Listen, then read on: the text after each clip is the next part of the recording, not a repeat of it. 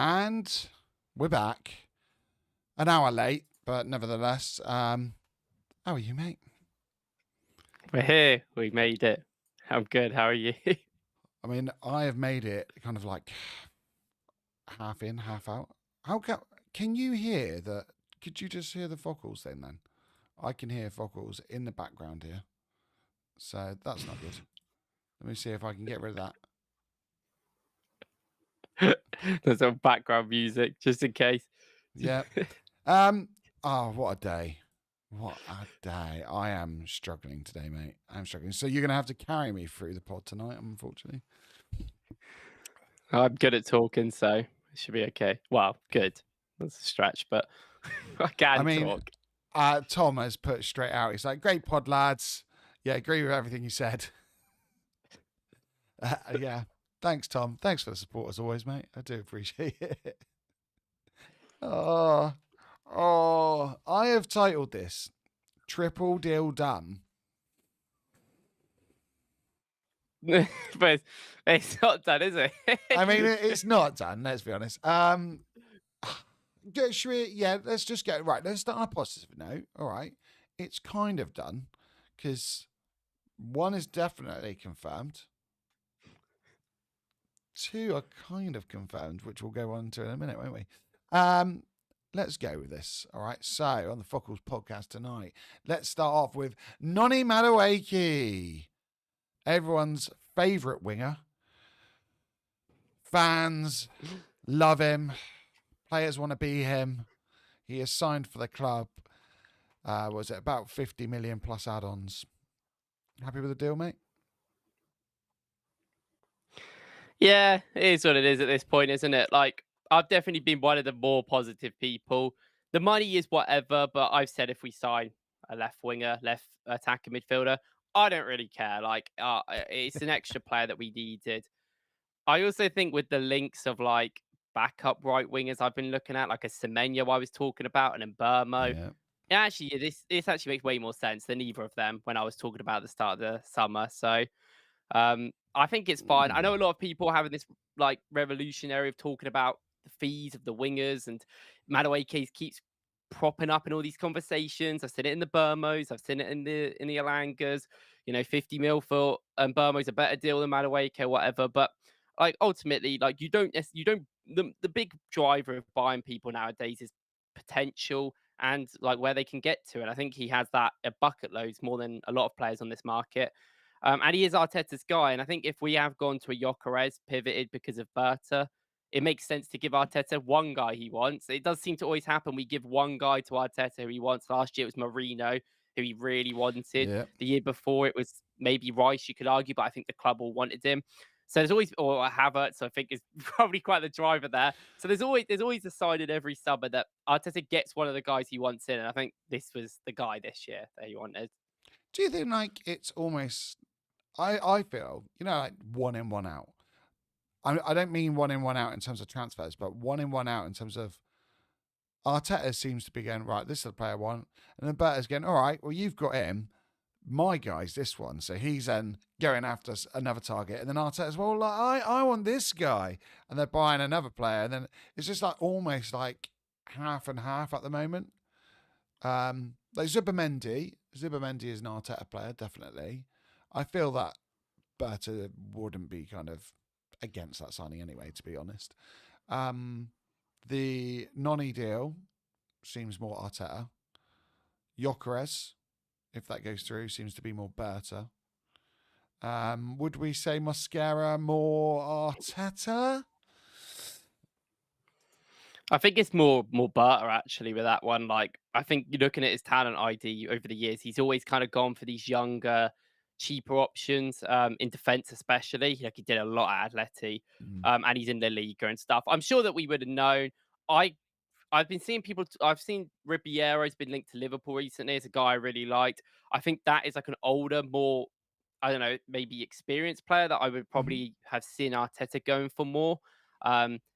So maybe it's a bit of in between. I don't think with the squad plays it necessarily is like too like clear because I think isn't there a lot? There's a lot of reports saying that actually the reason why Arsenal signed Norgard was because of one of the recruitment guys. I think the head of recruitment has been going on about how he wanted him, and that's actually his player. Like Oh, they bought him because the head of recruitment said that he like talked about it loads and said that he is the guy that ticks all the boxes you need. So that I think like when we pivoted to a panic buy in a sense, or like a quick pivot because of the situation that we had to, we kind of looked at the recruitment team and where he went, oh, let's get Norgard, and then we kind of felt like that made sense. So, I I mean, didn't I know think that's that. how a team should work. Yeah, I saw some tweets about it. It might not be true, but I did see quite a few people talking about it before, and it would make sense. Like, I wouldn't expect a lot of Arteta to be sitting there looking at Norgard every week or Berta. Like, it's not Yeah, even before the summer, I didn't even talk about defensive midfielders because I said that, well, I think Partey's going to stay. If he doesn't, then we'll talk about it. But it was just so up in the air. So I think that would make sense. And I think it makes sense given, like, I like how a lot of our team are having different opinions on transfers and bringing different people in. I do think, I mean, at least we know with Arteta it's a long-term project. We are going to be here for a while with him, at least the next 2 years where his mhm, contract is. You know, you've got to think the foreseeable future. So we have the sort of platform where we can just say to Arteta, you get your players. But I do think his idea, at least in going for forwards, maybe hasn't been the best over the last couple of years. So I do think you need some different ideas. Like I think one of the big problems is when like a manager like Eric Ten Hag comes in, he signs all his guys, and then it doesn't make any sense, and then he's going to leave. And United are just a prime example of a team that do that all the time. And even with yeah, Amaron, you need to pick players that like fit the system, but also can fit other systems, not buying a pure wing back for a 5-back system and then he gets sacked and then you go and back to a then 4-back and it's just useless. Like it's the whole Antonio Conte situation where why he gets sacked by all these teams is brings all these guys in and then like he's gone and then they're just in peril quite for often like they're 2 like years. 40 years old as well. It's like, well, what are we Yeah, going to do with this guy Perisic. now? Yeah, Like just sitting there wing back at Tottenham, and they took a year to get rid of him. And like Conte's not even there; he's a good gone to Italy and stuff. So, like, I do think it is important to do that. I think Arteta's talent ID is actually better than what a lot of people give credit for. Defensively, I think it's great, and we don't know yeah, like every single deal how much he has on it. But yeah, I think in forward areas he might need a little bit of help. So I think that's fair. yeah. I think that's fair. And I think sometimes we just kind of, we almost like rest in the market, just waiting what's going to happen. We'll see what happens at the end, and then we'll make a decision. By that time, the target's gone, and it's too late. And it's like, well, it's a long-term target, so we'll wait again. Kind of like the Sesko deal, like, oh, we didn't get it done in the summer, and then we'll wait. And oh no, we can't really do it in January, so again, we'll wait again. And I think Berta's addition is more of like an emphasis of we have got to get the work done, especially this summer. The work that we left ourselves to do has just been obscene. Like we said it before we went on. Well, you were saying the left winger market and how it's not the best. Especially now that, like you mentioned, Semenyo earlier, signing a new contract. Nico Williams signs a new contract. So straight away, all your options are dwindling, and we've only got ourselves to blame for that. Like we've had so many windows where we've looked and gone, oh, we probably need a new attacker. We definitely need backup for Saka. And then it goes on and on. Still no backup. Still no backup. Oh yeah, we really need a number 9, and we end up with Marina up front for a period. Albeit, I mean, he did fantastic, but it is that thing of I think Arteta looks at things very long term, whereas Berta, ironically, because usually you have your directors are the long term project. They think outside of the manager itself, and kind of if we replace our manager, is the recruitment still going to work? But I think he's looking at this and going, no, we have got to get stuff done. We've got to get it done. We've got to get the players in. Otherwise, we're not going to compete at the top level. And that's really refreshing. And if that's true, what you said about getting a Norgard and having different voices, I always talk about having different voices on a coaching team. It's so refreshing to have that on the recruitment team. Um, yeah, I mean, this summer, as of right now, what would you kind of rate it out of 10? If we stopped right now, and I will do this, okay, very quickly. I'm going to go on this slide and then go back off. If this man appears, and I'm not saying that I think he will, but it looks likely that he's going to sign for Arsenal. Something's telling me there, Reece. I don't know what it is. All right, so we're going to include Mascara in there. What would you rate it out of 10? I think I was thinking about this a lot over the last week or so because I think a lot of people have a lot of urgency to get deals done. I think the Gyokeres deal, I think people get impatient with that. It's absolutely fair enough. Like, Yeah. that's just dragged on way too long. We know what's going to happen. Like, let's just get it done. I don't even care at this point. But I do get, but I think like I made a short about this, and I think actually bringing in 5 players in now is not 6, but even Gyokeres, you would have to think would join the tour if he signs in the next 4 to 5 days, Mm-hmm. like when we have it. Having 6 guys come in for tour is actually an incredible. Like, I don't think we've ever had a summer like that where we've just signed so many players so early when we needed to. And I think that in itself is a brilliant like window in its own way, like a 6 or 7 out of 10. But if like, and I think right now I would say it's an 8 or 9, like given where we are in the market today. But at the end of it, we have to address the left side problem we have at the Yeah. club. We've had the problem on the left side for years, and even going into this summer, I argued that it's probably my priority. This is why I've been quite cool in this whole Gyokeres and Sheshko thing, because I've always said that I'm not really that bothered about the striker. I don't think they have to do as much in possession as some of the wingers do tactically for our team. I also don't think Arsenal need to overcomplicate it. Sometimes we just need someone that gets in the box and scores. Yeah. And I do think that we're missing goals, so that's what Gyokeres can bring into the team, which is absolutely fine. But from a left winger, we need to be a lot more careful of who we buy. Is it worth spending this amount of money on certain players? And I like Madueke, and I think Madueke could potentially do a job. I know I said I didn't really see it. I've watched a bit more and maybe gone, I can see it work, and I don't think that will be the idea. I just think he could cover there maybe. Mm-hmm. Um, if a Trossard was to leave and we buy an Eze, then that would make sense, I think, if you had to. But yeah, we need to buy some sort of like player. And I've kind of cooled off a little bit of the whole winger thing because I do think we need a winger. But I've said this to a lot of people. I don't think Arsenal should be in a situation where we're rushing into things now. If Eze and Xavi Simons is there, we should not buy both. I've seen some people say that, and I just get it. I get one player could cover for left wing like an Eze, and Xavi Simons could cover for a midfield position. But like, that's not how the world works. Like, Arsenal shouldn't stockpile talents in different positions because that will just hurt us in the future. If we need a winger and there's no good wingers on the market right now, other than Rodrigo, who we're not willing to pay that amount of money for because he is not a wide forward, he's an inside type, then we shouldn't. We should just wait. And I don't know if the market's going to be better in a year's time. It might not be, but at least it will give us that chance for it to be. And I think Mm-hmm. this is what we're doing with the Norgard thing. Like, Norgard has been signed.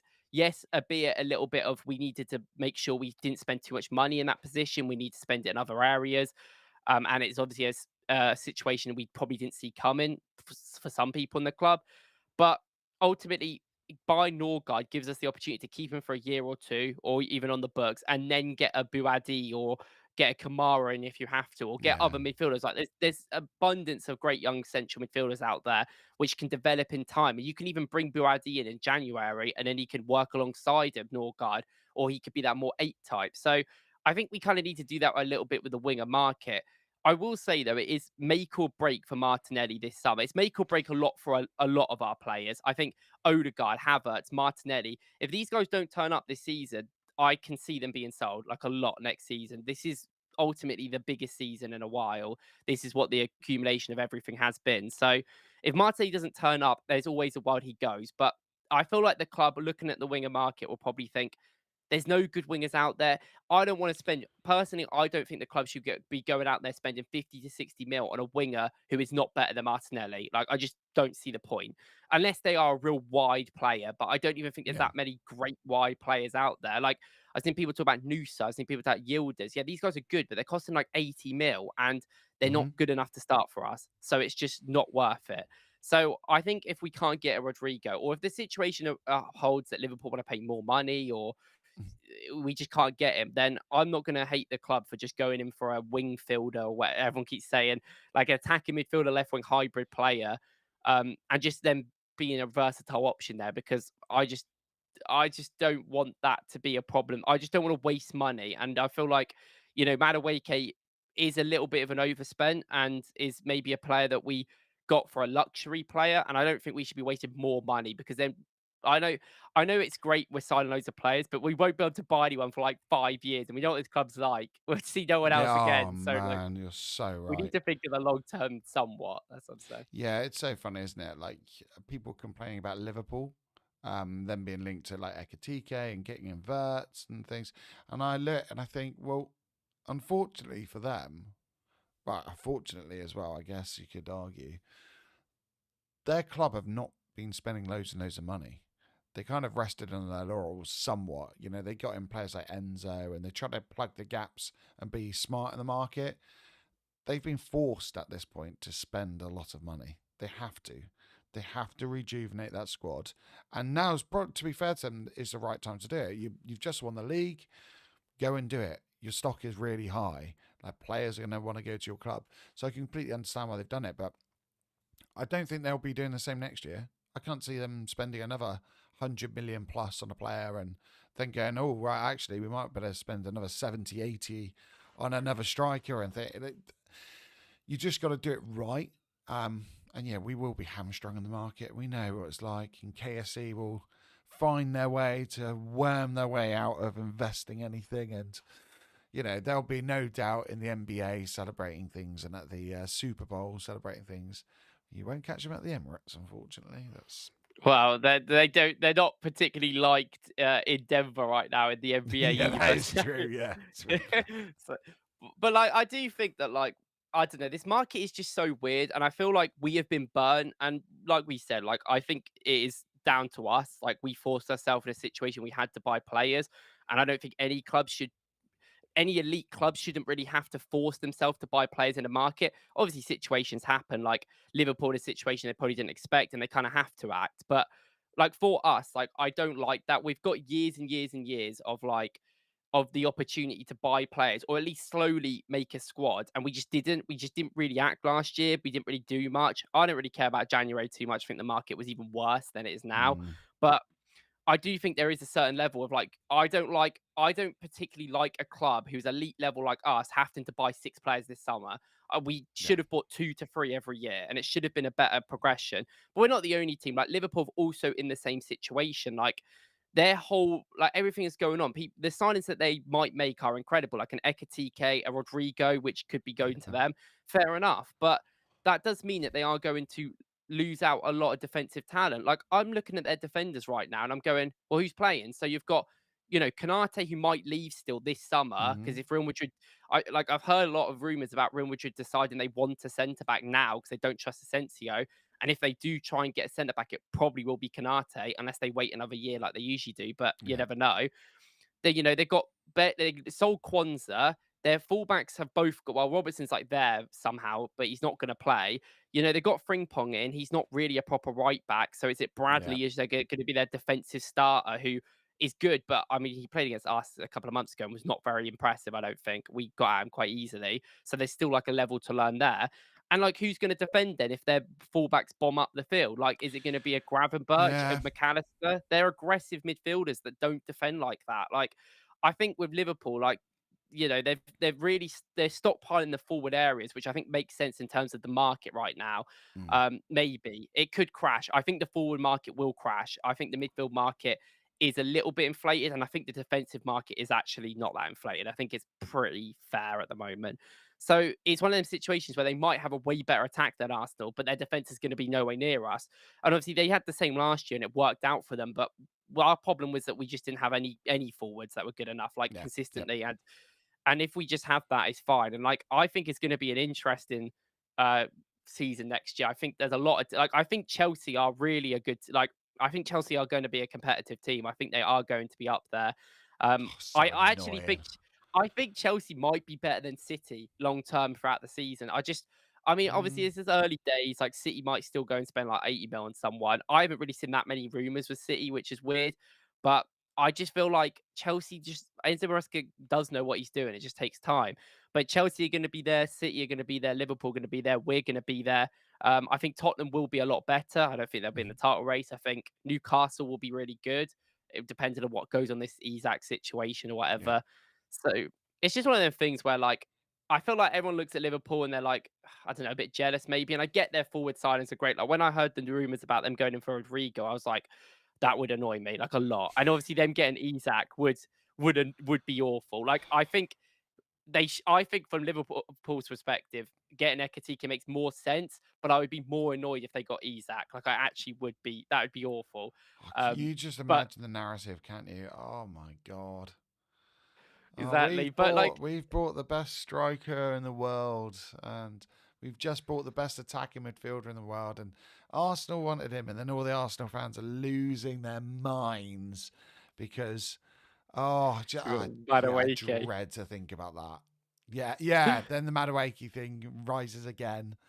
Oh my god! Please no. It's just one of those situations where like I think this market has burnt everyone, and I don't think anyone's really winning. Like, I can't see like it's the same with Brentford. Like Brentford is such a funny example because they wanted to get rid of one of Mbermo and Visser. Listen. The whole Mbermo thing is taking so long to go through.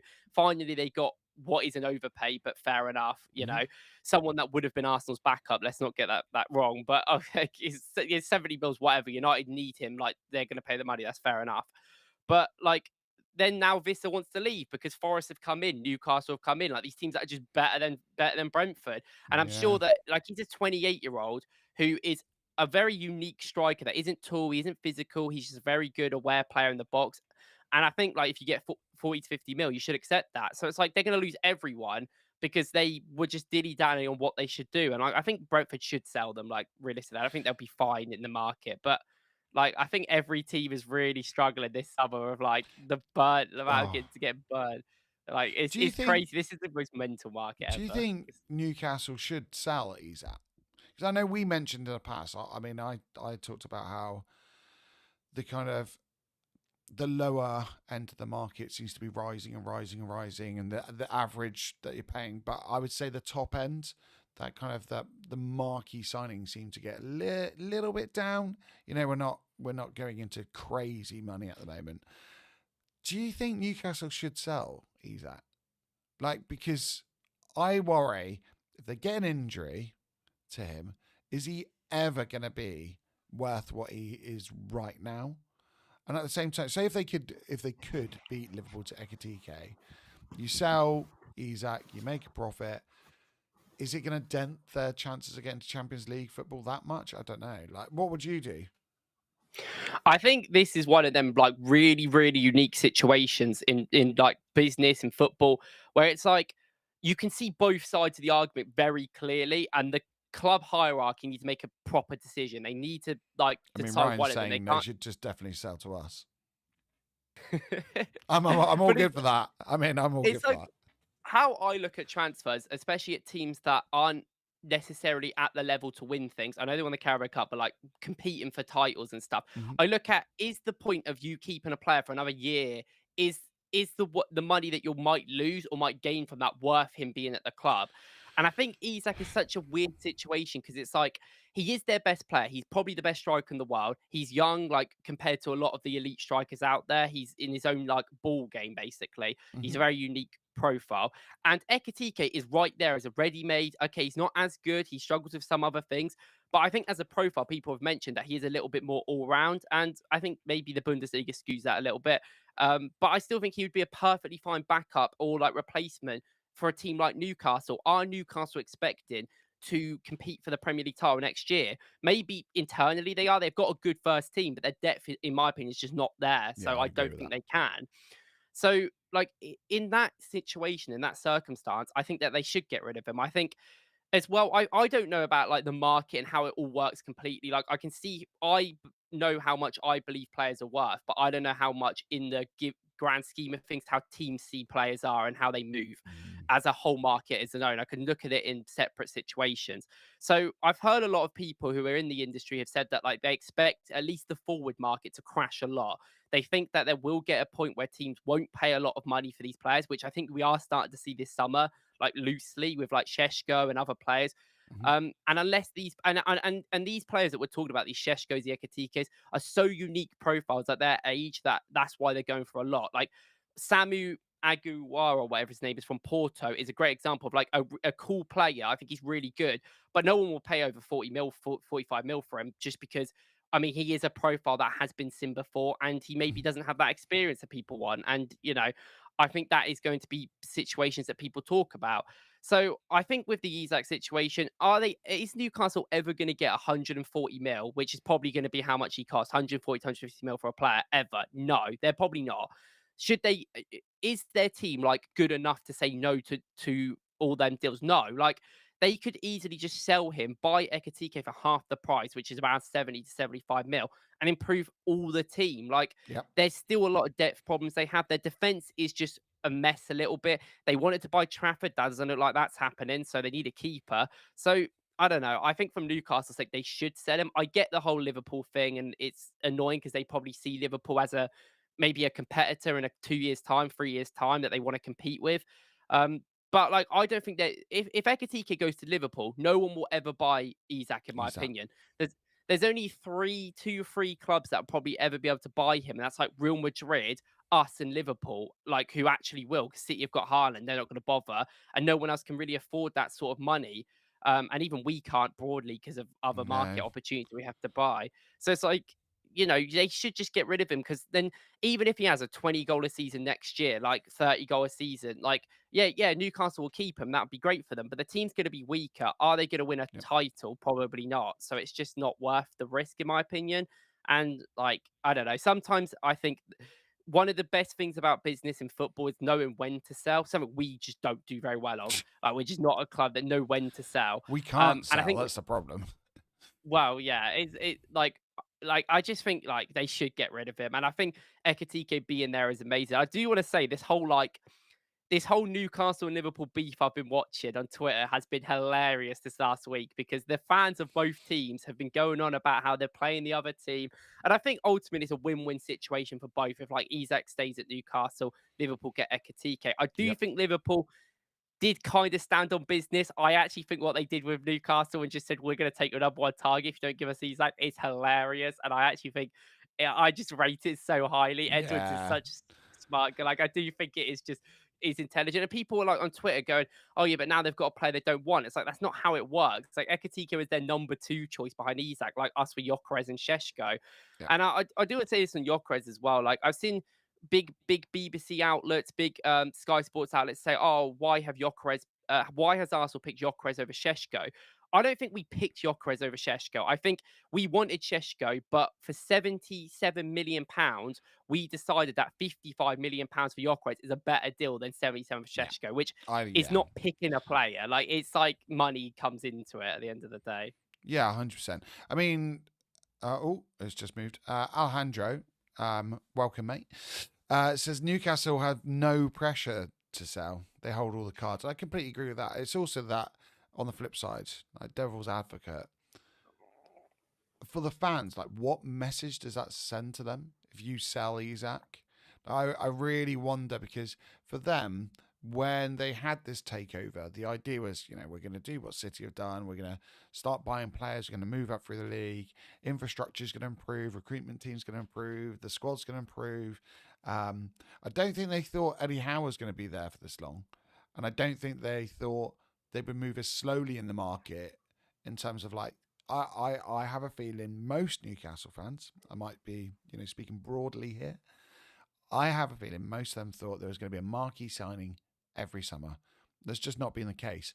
PSR seems to be working somewhat with Newcastle.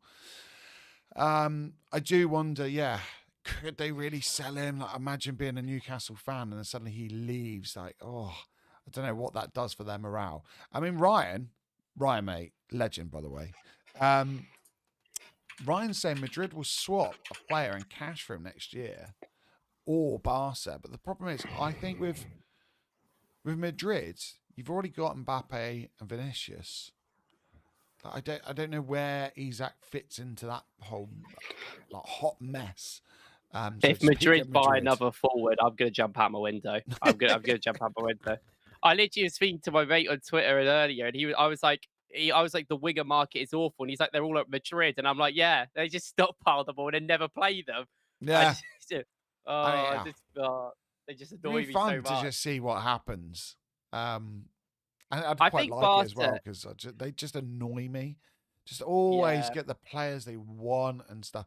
It would just be nice. Like the Mbappe deal for me was actually quite nice because there's something about Mbappe that I can't get on side with. There's just something, and it was written in the stars that he would go to Madrid, they would kind of fall apart. The whole system falls apart, and then PSG, lo and behold, go and finally get to the hallowed grounds where they've always wanted to get to without Mbappe, and I like that. And I think also I'm starting to get a bit against Isak. I'm having like a villain arc against Isak now, where I'm like, you know what? You didn't want to come to us. You didn't force a move to us. If you're going to leave, go to Madrid and then just become part of this just mess where you don't win anything and Barca can go and win everything. I'd quite like that. I'm not even a massive fan of Barca either. After the No, amount of times they've it's so rinsed us weird as because, well. like, as a kid, I was always an Atletico guy because Diego Forlan played for them, and that's my guy. But I I liked Real Madrid as well. Like, I really liked Ronaldo as a kid. I had all the Ronaldo shirts. Ronaldo's my guy. Um, I just liked Ronaldo. I just liked watching Real Madrid growing up and him just turning up and winning them tournaments. I just thought it was cool.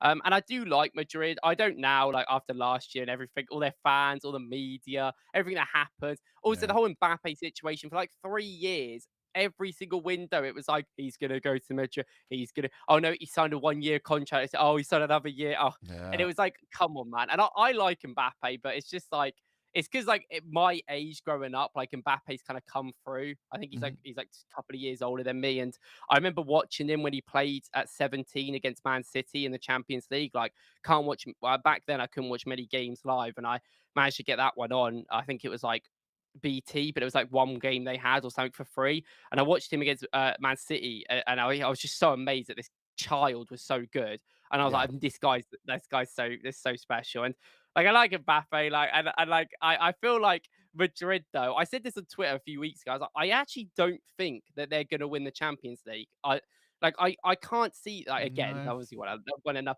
I can't see a team of Vinny and Mbappe winning the Champions League with now how football is and how Isn't that pressing insane oriented it is. though? Like the amount of talent between those two players, and then we're both in agreement of, yeah, they're not going to win the Champions League It's because because they of don't that. press. They're Yeah, good well, talent. yeah, They don't like the thing. I saw so many people being like before Xavi Alonso came in, and they were like, "Oh, Xavi's going to change it all. He's going to make them all so tactical." And I was like, "Well, if they don't press, they're still going to just be crap." And like they don't press. Like why they're even thinking about getting rid of Rodrigo makes absolutely no sense if you think about it. He's the only forward that they have that does the dirty work, will work for the yeah, team, and play in multiple positions. And they're getting rid of him because, oh yeah, we're not going to play him at all because we'd rather just stack it. I get it. I get Vinny and Mbappe are insane, but if they don't work together, they don't work together. And there's been reports about Vinny's contract situation being weird and he may yeah, be leaving in 2 years. Like, what are they doing? They've still got people like Endrick. Endrick would do more, and they don't even play yeah. him. Gula, like Brahim Diaz is a great player. Never play him. Like, I just that just frustrates me so much. Like so many these players need to go out. I get playing for Real Madrid is like the biggest club in the world, and you win everything, get loads of money. I get it, but like just go out and enjoy your football in life. Danny Ceballos has done well at Madrid, but he is on 170K a week. No one's going to pay you that at any other club ever. Like, and he's just going to be That is stuck there. nuts. And it's just like, come on, man. Like, it's just play football. Like, I don't know. Like, have fun. Like, I don't Yeah, know. Go yeah, to a man. club that you like. We've seen it with so many, like Sanchez. Like, I mean, Ozil's a bit of a different situation. It doesn't always work, like Di Maria, for instance. But Yeah. these players leave Madrid and they can become stars. Like, I don't know. Quick question for you and the chat. Actually, might be a bit harder for you because you're still a child, Reece. I like the fact someone said, who was it? There was a comment, or maybe it was a DM, and someone said it's quite funny. It's like granddad and grandson. I was like, Jesus. I was like, how old do you think I am? Although you say something like the other day about like the different demographics that we represent. I was like, oh, thanks, bud. Mbappe or Thierry Henry? Like for you? What? For like as a player or who I Yeah, like like which? for? No, yeah. As a player, which Which do you Well, I feel think is actually the best? from what I've seen about Thierry Henry, it seems like he was pretty good. I don't know. I do. The thing is, I can't That might be like an the weird thing. understatement of the century. It was pretty The good. weird thing is, like, I watched Thierry Henry a little bit at Barca, a little bit maybe his Hmm. last year, and I watched him loads at New York Red Bulls. I remember when they used to put the MLS highlights on YouTube. Me and my friends used to always watch it for the goalkeepers. It'd be like a little thing when I was Yeah. like 14. And I remember watching like all his goals. I literally remember some of his goals in my head. We're playing with Bradley Wright Phillips, who was like elite as well for that team. But that's like the only, and obviously I remember like vividly when he came back on loan. I remember the goal against Leeds. I actually watched that game. That game was on ESPN. They had one FA Cup game per round, and they put that game on. So it was like what back in that day, I was watching like 4 games a season. So that was one of the only games I got to watch. And I remember watching him score, and it was mental.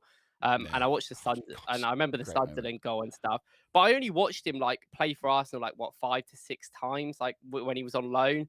And I do remember when we beat So Blackburn, weird. 7-1, and he got his goals taken off him or something because it got deflected, and it gave us an own goal. I remember that. I was so upset. But yeah, like so that's why like I can appreciate Henry and watch the clips and stuff and understand like how good he is. But I say this with people my age and they're like, no, I don't believe that. But I sometimes feel like in the moment is the most important thing sometimes in Hmm. football and just generally in life. And I feel like I don't appreciate the moments as much because I didn't watch him live. Yeah. Yeah. Yeah. Like That's it's just fair. not my era. And Mbappe, like I don't know, like I've watched him years. Like I remember when he scored in the World Cup final, and I was like, that's my guy. And I don't know, I do think though, like Mbappe is in that weird period where he is crucially underrated. Like I think people just don't think he's good anymore because he's at Madrid. Yeah, Like I know you mean. I still think he's the best Yeah. player in Europe. I think undeniable quality is there. Is he the best team player? Is he the best presser? Is he the best off the? No. Is he the best on the ball quality in the world? In my opinion, he is. I think on his day, or I know even I think if you put any player on an average performance, I would expect better from Mbappe. And we've seen it for years, like at the top level. Like there's games in the Champions League where at 20 years old, where he just takes over, scores a hat trick and against Hmm. Barca or whatever, and just wins the game. And I get people would say Haaland, but Mbappe's a better all-round player. Like he can do just way more. Yeah, I'd So I agree. just think Yeah. like, and I think like I get his a lot. Mbappe's become this meme, and people like memeing him and laughing at him. And I get that, and I do understand, and I do think people just like sometimes don't rate him anymore. And I'm like, he is good. I get the Real Madrid thing is whatever, and he hasn't been brilliant for them. But like I don't know, he is still like an incredible player. Like I think, Oh yeah. like we see it in the Euros in the World Cup when he scores like 7 goals every World Cup or whatever, and it's like, oh yeah, great, he's that good, isn't he? Like, He's still not as good as Henri, I'll tell you right now. I mean, that might just be the old man in me being like, back in my day, players were better. And do you think Henri's better than R9? no, R9, the hot take, R9 is the highest peak player I've ever seen. Like Yeah, he might not be the best player ever, just simply like longevity, and I mean his injuries were horrific. I remember watching Real Madrid, Man United. I was in one of my very good friends' houses. So he was a United fan. Dad was a United season ticket holder. And his dad, I think he had broken his leg. So he couldn't go to the game. And so their house, honest truth, they had a painting, like an oil painting of Sir Matt Busby on their mantelpiece.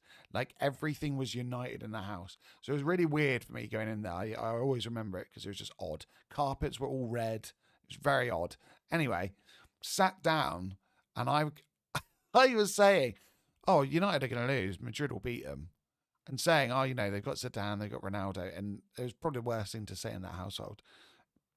Anyway, R9 then goes and scores a hat trick, standing ovation at Old Trafford. And I remember just sitting there and my mate's old man turned to me and just went, yeah, okay, fair enough. And it was one of those things where you just go, you can't do anything about a player that good. And that was after his injuries as well. And this is what people forget. His World Cup runs were just unbelievable. He just, yeah, I don't think there's anyone as good at like that at their absolute best as R9. But yeah, Henri as well. People don't realize like he should have won the Ballon d'Or, and that's not like an Yeah, Arsenal fan and me saying 100%. like oh yeah he should have. Like he genuinely just should have. He was just unbelievable, unplayable at times. And the other thing with Henri is that he had this thing of, funny enough, I know a lot of people have been talking about Gyokeres and this like thirst for goals. Like he didn't care a lot of the time if it was a goal or an assist, but he had a thirst for winning and making fools out of players. There's a lot of salty pundits out there who have got, twisted up like a pretzel by Henri and then have nothing good to say about him because they know they just look stupid. And then all these highlights of Henri just, rinse them inside out. It's just so good. I saw Henri at Fratton Park once. So I went to university at Portsmouth. And I was, at Fratton, and there was a standing ovation for Henri. Unbelievable.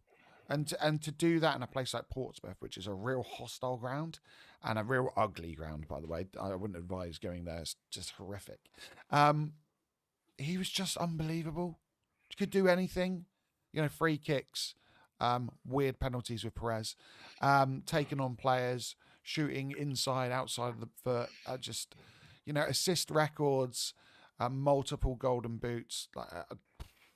He was unbelievable. And sometimes I think he kind of undersells himself. Because when you hear him talk, he'll talk about, players like Zidane, and he'll talk about players that he'll say about Messi when he went to Barcelona and it was Messi's team. But that was kind of, he was kind of starting to dip. And I think it was that case of, you know what? I've done as much as I can for Arsenal. They're still going to get like something from me. I'll go to Barca and win, the biggest trophy before I have to retire. He was still quality there. He was still like really good. But yeah, Thierry Do Henry you all day for me.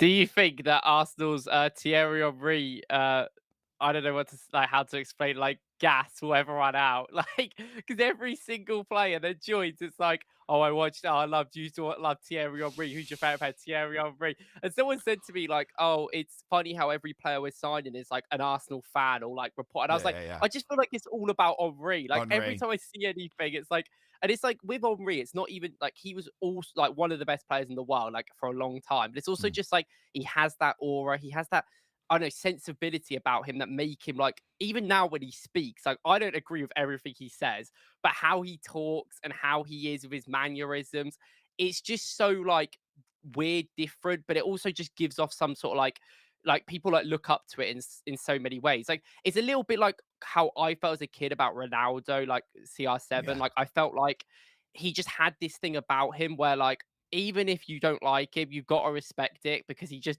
does talk the talk and then walks the walk. But then obviously he's become a bit old and then like, doesn't he's not the best anymore. Like Yeah. he's a bit mental and says some crazy stuff. But like I Well, do think like when he was younger, like I look at that and I'm like, I can see like when I was a kid, like I always did prefer Ronaldo. And obviously it was a whole thing in school like Messi or Ronaldo. But there were so many people that like Ronaldo and so many people have grown up now like loving Ronaldo. And like he's clearly not as good as Messi. Like as a kid, I would say Ronaldo is better because I love Ronaldo. But now, like, no, I know, just clearly not.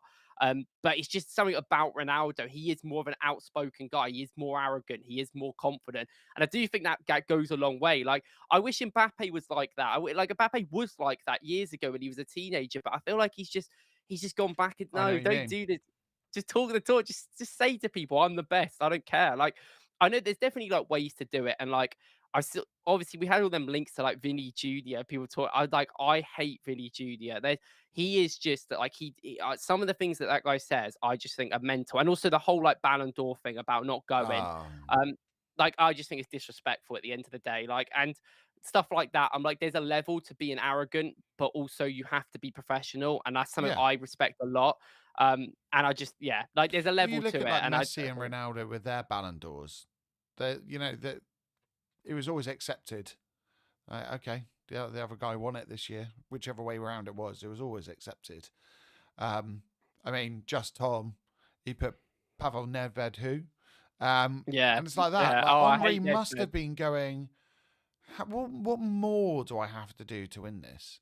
And that's the other thing. When I think of like Henri, so like in terms of like that kind of ego, I guess one thing is the free kick he scored, and it got pulled back, and then he took it again and scored again, and turned to the ref like, "Is that all right?" You know, things like that. At Real Madrid, runs into the corner, and then just kind of, saunters off. I think did he give like a little salute, like there was something about Thierry Henry that it was never over the top, but he just knew how good he was. The other thing I want to say about how elite Thierry Henry is, sometimes when people say, okay, who is, right, I'll ask you a question, right? 3 players who probably have like the best touch in football history, like who would you have on your list? Or just the first 3 that come to mind? Because obviously you're under pressure, so. Uh, I think about Bergkamp a lot. Ooh. I don't know how it was actually good, but I've heard. I'm from me watching. I remember I mean, Ronaldinho's first touch was just insane. Like, I don't know. I'm like a very negative person about Ronaldinho, but like, because I just don't care. I don't think he was as good as people say he was. But like, his touch was really good. I really like. As a kid, I loved Kaká. Kaká was one of my favorite players. Oh, I think yeah. like, it's not even like he had like an insane first touch, but he always had a touch that just put the ball like Put in a it like position where he where was it'd going. be perfect, where he wanted to like make the next action, which is Yeah. something I love a lot. I can't really think about other than that. Like, No, that's I don't good even. because the point was that essentially, like when Henri was in his pomp, it was always this thing about, is it Henri or is it Ronaldinho? And people will say, oh yeah, Ronaldinho might be the most naturally gifted player ever. And you go, well, Thierry Henry was the main rival. I remember when we were Champions League final, they made it all about those 2 players. No one was talking about anyone else, It's in either crazy. squad. Like that's how good he was. And I feel it's lost almost a little bit because he played for Arsenal. And I think if he played for United, it would have been different. And if he was at Barcelona earlier, it would have been different. But yeah, That's I what mean, it's Thierry Henry is just. we'll live 40 years in the future. We're gonna be signing players, and they're gonna be like, "I love Henry. He's my favorite player." This is never gonna end. I actually think this gas is gonna go forever. This is saving the team. The only reason why we've got any sort of leeway in the market is Henry used to play for us. But is this guy secretly an Henry fan? I didn't know about It'd be this, so so funny. It'd be I, so funny if he says his favorite player is Henry. It'd be so funny. oh my god, I would love that. I mean, the French Because connection's Nolly did kind of today. died now, but like, I mean, I didn't know about this. Like, Yeah. you knew about this. Go on, Reece. Explain this photo for those of you that might be on audio platforms or might not really know what on earth this Who photo might is. have a real job. Yeah, Might actually do something in their life. Yeah, well, because basically they released all the photos. I don't think this was on the Arsenal website when they did a little post saying like 20 photos of Noni. I didn't actually look at that one because it's photos. But they put basically all the images on Getty Images, so like you could license them and pay like millions of pounds to have one of them. Because the photographer like put them on there probably to show his work as well. yeah. And they put all the list on it. It's like in a catalog that's called like Noni Madueke signs for Arsenal. And I don't know who, but someone went on it, went down all the photos, and then this photo is just in the middle of it with like the whole Getty Images like copyright on it and stuff, and like I don't know, like on there, and like people have been talking about this for hours now. So I don't know if it's on there now, but I know 3 hours after people spoke about it, it was still on there at like 8 o'clock. It was still on there. So like, and some people were like, "Is it intentional?" It's like, well, he's probably going to get announced tomorrow. I think we all knew that anyway because Yeah. they're going to be going for tour and they're going to be trying to film them going on the jet, and it'd be awkward if they're like, "Oh, sorry, mascara's in this photo. We can't show you this video." It's like I hate when they do that stuff, man. Sorry, Like so. Christian, you can go on a different plane, could you? Like we're Yeah, trying to yeah, video sorry, here. hold back, mate. You just like don't hang out with anyone. It's like, oh my god. So like he's clearly done his interview and he looks to be coming in. So I mean, it's good. It's good for the tour. Like this one, I feel like I knew it was happening, like the here we go and stuff. But I always just felt like with the Mad Awake one taking so long, I just didn't think it was. Like, it feels weird that he's already had an interview in my head. That he's already like Yeah. done the interview.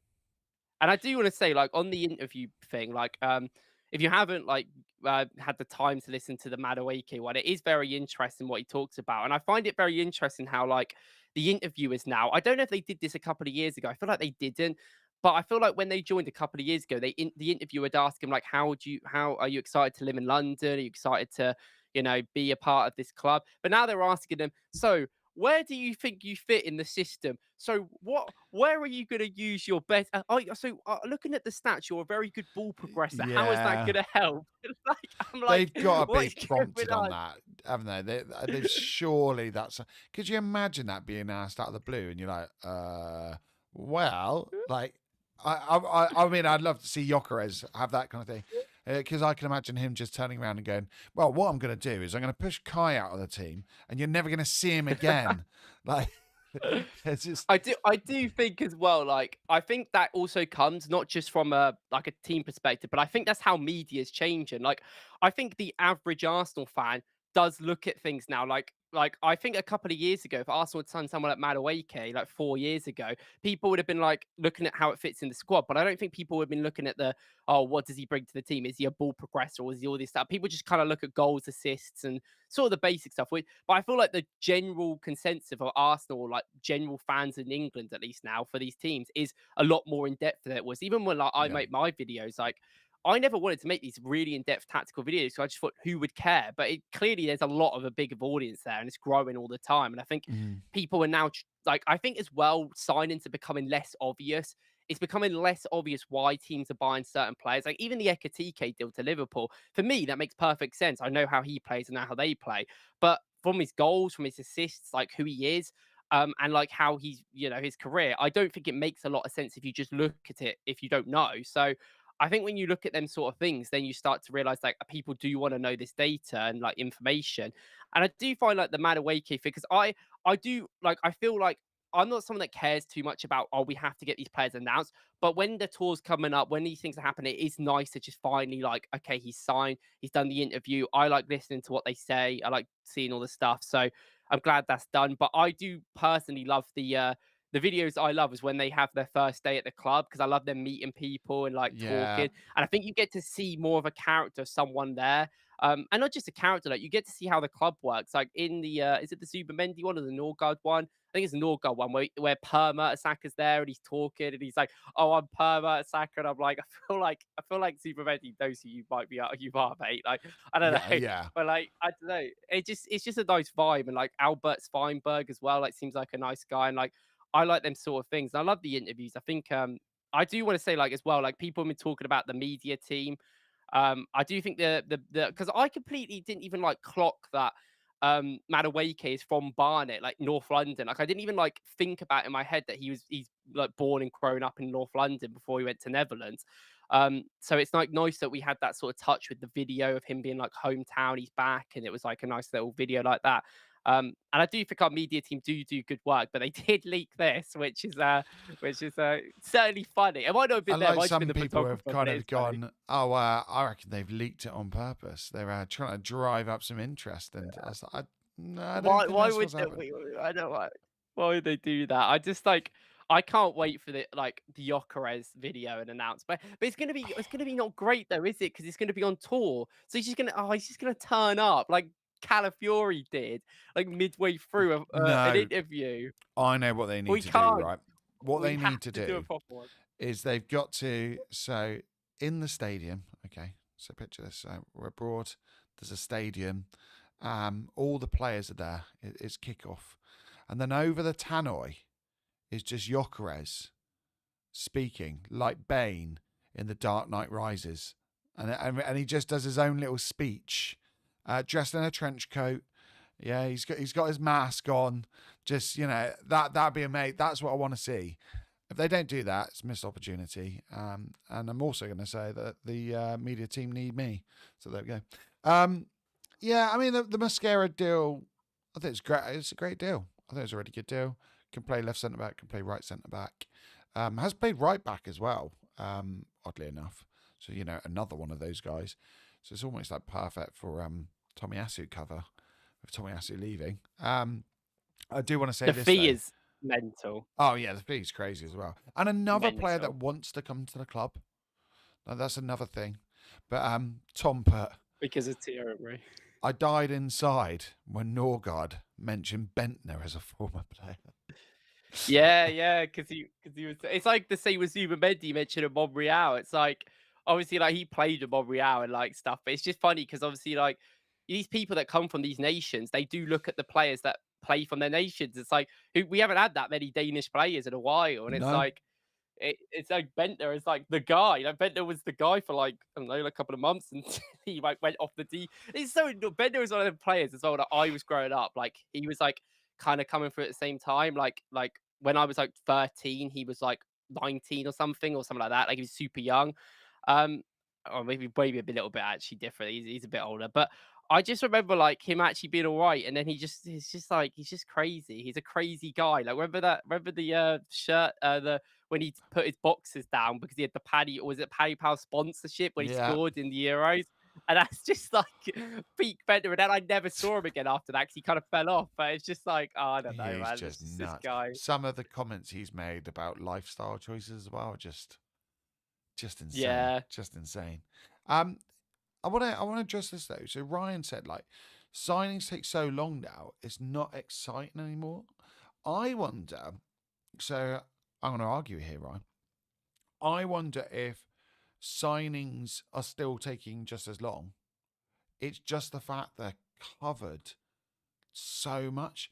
People like me and you dragging it out every week, having a chat about it. But like, like Fabrizio, 20 you'll videos get about Eze. there'll be something like, Arsenal interested. Arsenal make contact with club. Arsenal speak to agents or representatives. Um, Advanced talks.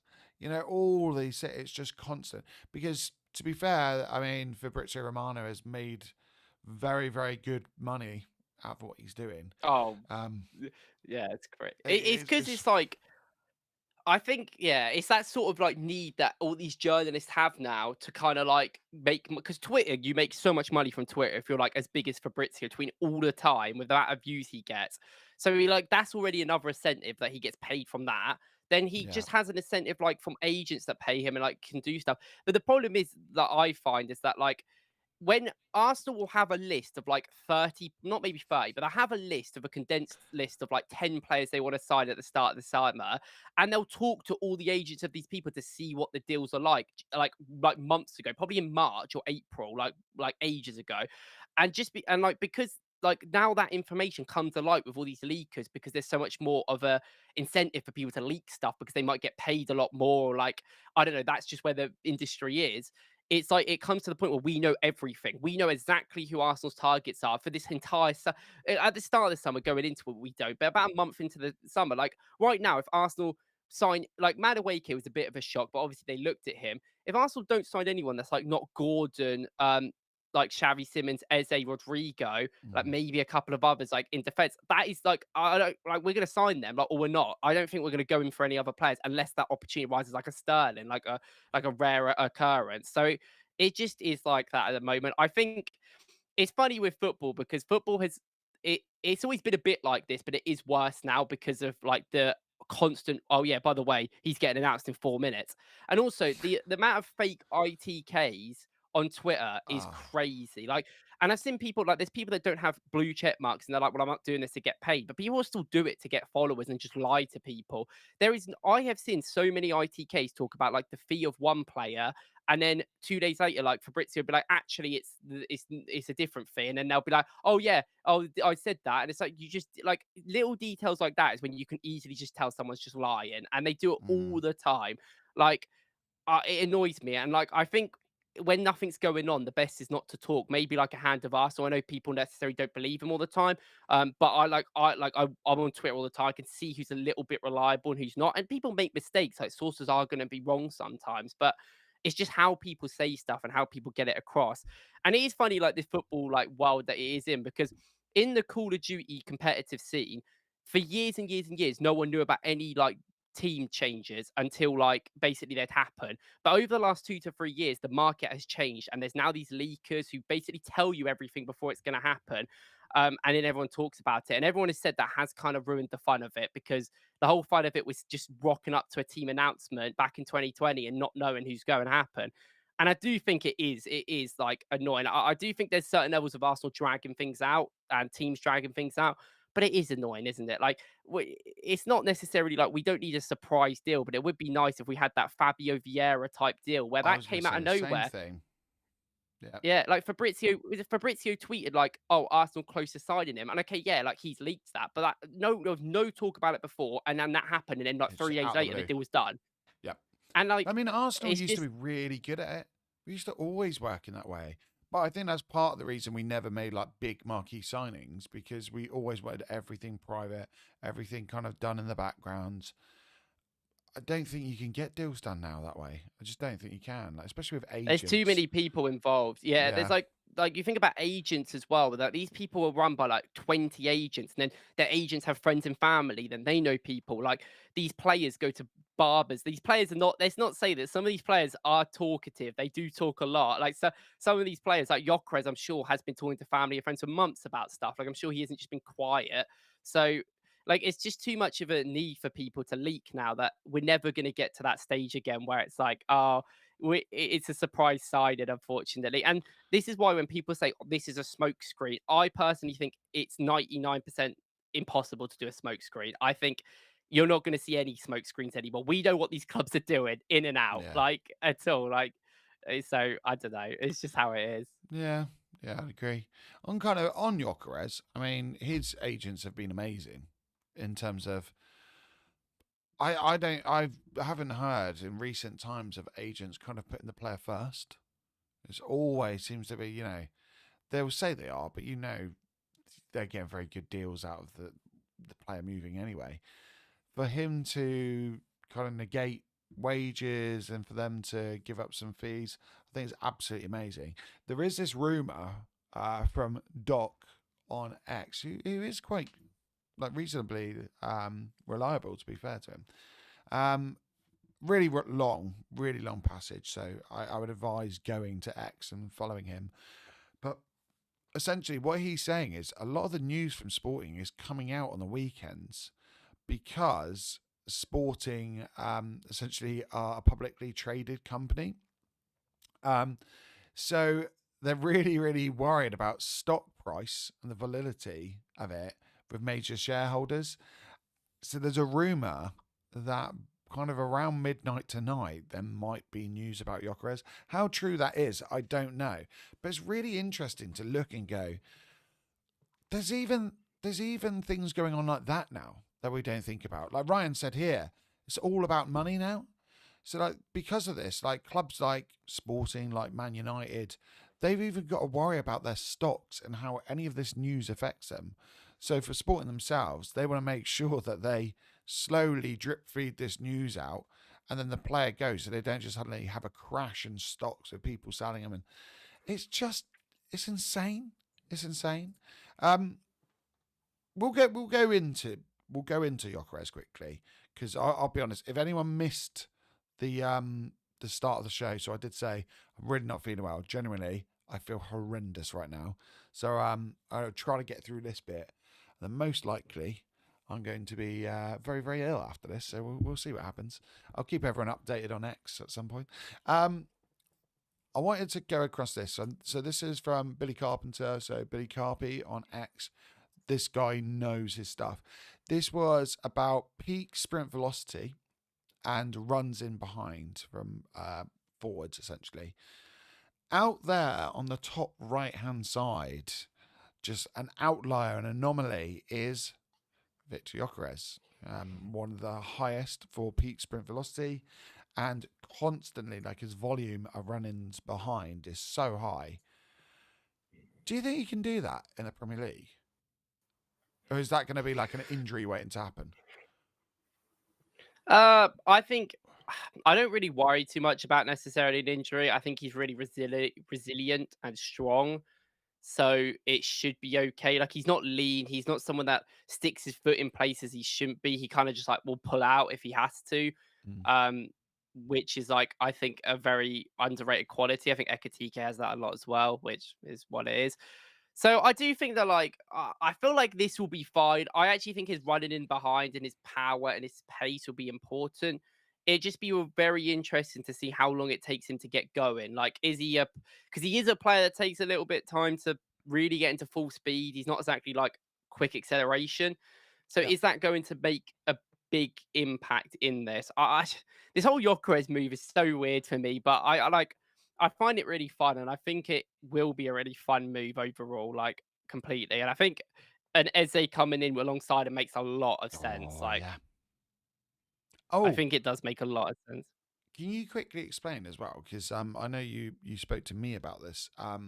You were comparing kind of shot volume, weren't you, between members of the squad and then players incoming? Can you quickly go through that before we kind of wrap up? Yeah, so like basically the it's clear that we want a few things with our players. We want runs more, we want more people that just do things and more direct players, but we just want more people that shoot. And like if you look like a lot of the players that we've been linked to, like I looked at Madueke, obviously Gyokeres, Eze, even maybe where Simmons is not up there, so obviously that's new today. And even Rodrigo isn't as up there as much. But all the other players would be in our top like two shots per 90. Like like Gyökeres takes 4 shots per 90 in the Portuguese league, which is to be expected because that is obviously like a bit easier. But he takes around 3.5 shots per 90 in the Champions League last year, which would still be, I think, the highest in our team. I think Saka had just under 3 or something like that, and he didn't play all the time. I think we had some players that had like over 3, but they didn't. I think Jesus is one, but he didn't play like at all. He played like 690s or something. So it's a very skewed stat with people that haven't played in our team. Madueke shoots over 3 times per 90. He'd be, I think, first in our team as well. He's like 3.2. Eze shoots a lot of times over 3 as well a game, which I do think will come down at Arsenal given the fact we have the ball a lot more. But like they're clearly players that want to shoot a lot, and like people like Rodrigo and Xavi Simmons. I think Xavi Simmons is about 2.2 shots per 90, and Rodrigo's 2.5, but they would go. I think they will probably go up in our team, given the amount of times they will get the ball in better positions for them. So it's quite clear that that's just like a base level of what we're looking for, more shots, and we do need more shots in the team. Like we just don't shoot enough, and we're just too scared sometimes. And I think Yeah. that is an important thing about our signings. Okay, last question before I'm sick on stream. Um, do we get all 3 deals done by next weekend? Have to be, surely, sure, We will take that. surely we have to be. Surely the Gyökeres deal should be done by this weekend. Surely. Oh, I hope so. It should be. We can Should just be. relax It should. then. We can relax and then we can look forward to the preseason. Mate, always a pleasure. I'm sorry I'm going to have to cut it short. Please go follow Wokkles on. YouTube, Wackles Football, and Twitter, Wackles YT. Yeah. And if you haven't done so, hit the like button below. It really does help. Last week we did hit a milestone, getting 200 views on the podcast, which is great. It is growing. The community, by the way, is awesome. Part of the reason I have come on tonight, because I even had a message saying, like, you know, where are you? Are you going on live? And as much as I thought, oh, it's probably not a good idea, and right now I am really regretting it because I feel horrendous. It is the reason I am on, because the community is like so sick. It's been wicked having loads of comments and stuff and interacting with you guys. We will be back at 8:30 next week, so we'll be on at the right time. Also, I did a short. I actually did one. I'm starting. You know, the content will be flowing, but not as much as the vomit out of my mouth soon, I think. Thank you, Ryan, for the love, mate.